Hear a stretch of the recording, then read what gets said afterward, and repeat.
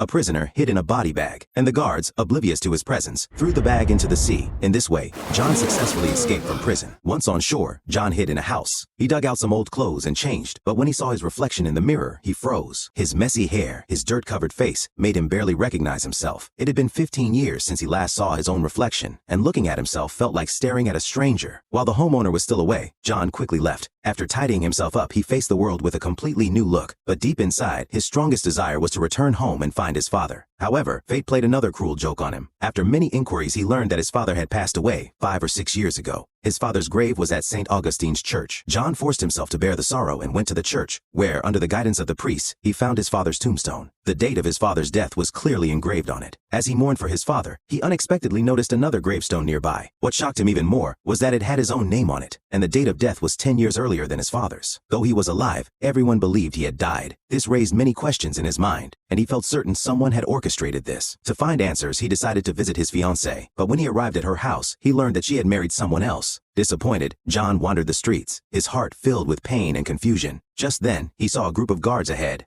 escorting a prisoner. Instinctively, John felt fear and quickly hid in a corner to observe. Suddenly, the prisoner broke free from his restraints and fled, and the guards immediately chased after him, bringing him down violently. Unable to watch any longer, John rushed forward, knocking down the guards and freed the prisoner. To escape the pursuit, the two of them hid in a cart and fled the city. But what they didn't know was that this act would completely change their fates.